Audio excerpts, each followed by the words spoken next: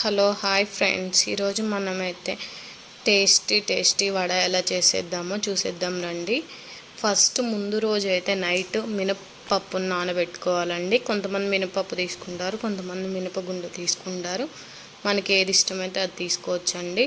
Night over night మొత్తం నానబెట్టిన తర్వాత నెక్స్ట్ డే దాన్ని గ్రైండ్ చేసుకోవాలండి. వాటర్ అయితే చాలా తక్కువ క్వాంటిటీలో తీసుకోవాలి. నేనైతే చేసిన మిస్టేక్ అదే అండి, వాటర్ కొంచెం ఎక్కువగా పోసాను. ఆ వాటర్ పోయడం వల్ల కొంచెం పిండి లూజ్ అయిందండి. ఇంకొక మిస్టేక్ ఏంటంటే నేను వాటర్ పోసి గ్రైండ్ చేసిన తర్వాత సాల్ట్ యాడ్ చేశానండి.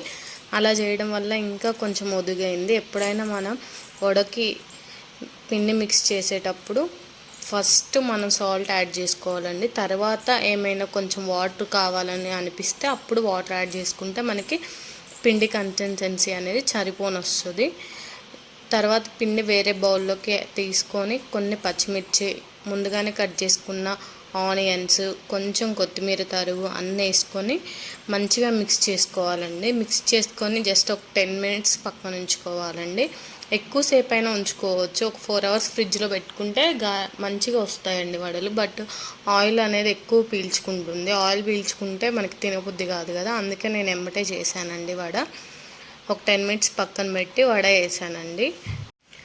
ఫస్ట్ స్టవ్ వెలిగించుకొని డీప్ ఫ్రైకి సరిపోయేంత ఆయిల్ పోసుకోవాలండి కళాయిలో.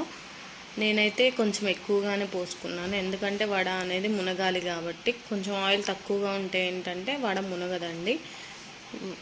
ఆయిల్ బాగా హీట్ ఎక్కాక వడలు వేసుకోవాలి. నేను ఫస్ట్ అయితే టీ స్ట్రైనర్తో ట్రై చేశాను అండి, ఎందుకంటే నేను ఎక్కువగా చేయను ఎప్పుడు వడలు. సో నాకు ఆయిల్ వేయాలంటే భయం వేసింది.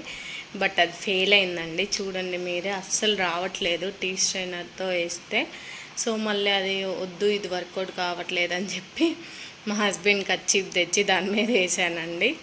సో కొంచెం వచ్చింది కానీ లూజ్ అయిందండి, కన్సిస్టెన్సీ బాగా రాలేదు. సో కొంచెం బియ్యపిండి యాడ్ చేసాము. ఫస్ట్ ఓన్లీ మినప్పిండితో వేసిన వడ చాలా టేస్ట్ ఉందండి, బట్ బియ్యపిండి యాడ్ చేశాక అంత కొంచెం టేస్ట్ తగ్గినట్లు అనిపించింది మాకు. సో మీరైతే అలా చేయకండి. బై మిస్టేక్లో ఒకవేళ వాటర్ ఎక్కువ అయ్యి నాలాగా మీకు కూడా వడలు రాకపోతే అప్పుడు బియ్యపిండి యాడ్ చేసుకోండి, తప్పదు కదా. సో ఇదండి మా వడ హిస్టరీ. నాతో పాటు మీరు కూడా చూసేయండి, మీరు కూడా ట్రై చేయండి. మీకు ఎలా వస్తాయో వడలు కామెంట్ చేయండి. Please share, like and subscribe for more videos.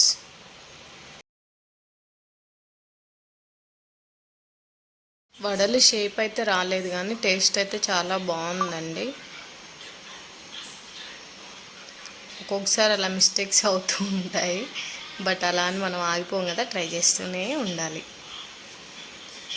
ఫైనల్గా మా వడ ప్రిపరేషన్ మీకు ఎలా అనిపించిందో మర్చిపోకుండా కామెంట్ చేయండి.